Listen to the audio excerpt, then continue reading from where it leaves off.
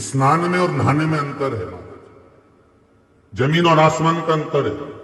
Bathroom में गए, थोड़ा सा शैंपू लगाया, साबुन लगाया, पानी उंडेल लिया, पानी डाल लिया, इसको केवल नहाना कहा गया। पर हमारे ब्राह्मण जब पूजन कराते हैं तो उससे पहले कहते हैं स्नान कर कर आइए और फिर पूजन में बैठिए। स्नान का मतलब क्या है?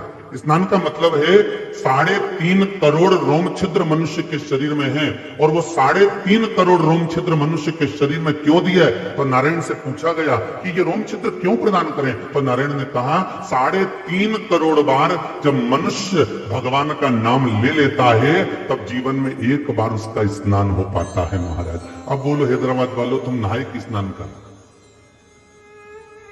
अरे बोलो तो जम के, नहाए हो कि स्नान करा? इतने थे। कौरव और पांडवों की कथा आपने बहुत सुनी होगी, पर ईमानदारी से बोलना, भगवान भाग भाग कर द्रौपदी के पास क्यों जाते थे? उसका संबंध क्या था? एक बार सत्यभामा जी के मन में आ गया। सत्यभामा जी ने रुक्मणी जी से कहा, ए जी इधर आओ जरा। रुक्मणी जी बोली, हाँ बोल, क्या बात है? मेरे को एक बात समझ में नहीं आती। भगवान कहते हैं कि द्रौपदी मेरी बहन है। अब द्रौपदी बहन है तो दौड़ दौड़ कर ये नारायण, दौड़ दौड़ कर ये कृष्ण इस द्रौपदी के घर क्यों जाता है? जाना है तो टाइम टाइम पर जाओ। बहनों के घर जाओ तो समय समय पर समझिए। दौड़ा हर 15 मिनट में, हर 20 मिनट में, उसने बुलाया नहीं और दौड़ कर चले गया। मुझे तो लगता है कुछ गड़बड़ है, मुझे ऐसा लगता। सत्यभामा जी बोली तो रुक्मणी जी बोली, क्यों फालतू की बात करती है? ये बहन भाई का संबंध है और ऐसा संबंध दुनिया में कहीं नहीं हो सकता। पर ऐसा द्रौपदी के पास है क्या जो भगवान दौड़ कर जा रहे हैं, भाग भाग कर जा रहे हैं? ऐसा है क्या उनके पास? भगवान कृष्ण जान गए। आज भगवान तैयार होकर जा रहे थे तो रुक्मणी जी ने पूछ लिया, नाथ कहां जा रहे हो? भगवान बोले, द्रौपदी के घर जा रहा हूं। अब तो वो राग लग गई। सत्यभामा जी ने तुरंत रुक्मणी को कोनी मारकर कहा, देख लो, फिर चल दी। भगवान ने चलते चलते पूछ लिया, क्यों आप चल रही हो क्या? सत्यभामा जी तो तुरंत राजी हो गए। रुक्मणी जी से बोली, जी आज तो हाँ भरी दे, और ऐसे चलेंगे कि वह द्रौपदी को ऐसा मजा चखा के आएंगे कि ये ननन जीवन भर फिर भाई को नहीं बुलाएंगे, ये पक्का। तू चल आज, चलो। सत्यभामा और रुक्मणी दोनों चली। जैसे ही पहुंची, द्रौपदी बाल झाड़ रही थी, केश सवार रही थी।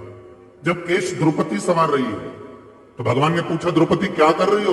द्रौपदी कहती है, भैया केस सवार के अभी आई दौड़ के। इतने में भगवान ने कहा, तू काय को सवार रही है? तेरी भाभी दो आई है तो ये केस सवार है, तू काय को चिंता करती है? सत्यभामा जाओ, द्रौपदी के सिर में तेल लगाओ, और रुक्मणी तुम जाकर चोटी करना। सत्यभामा जी ने, रुक्मणी इसका अच्छा मौका मिला है, ये सब तेल लगाऊंगी, इसकी खोपड़िया का एक एक बाल तोड़ के दर्द दूंगी। तो रुक जा, रुक जा। और जैसी गई और जाती, सत्यभामा जी ने जैसी तेल लगाना चालू करा, तेल लगाते लगाते एक केश को, एक बाल को सत्यभामा जी ने तोड़ा। जैसे तोड़ा तो तोड़ते से उस बाल में से आवाज आई, हे कृष्ण।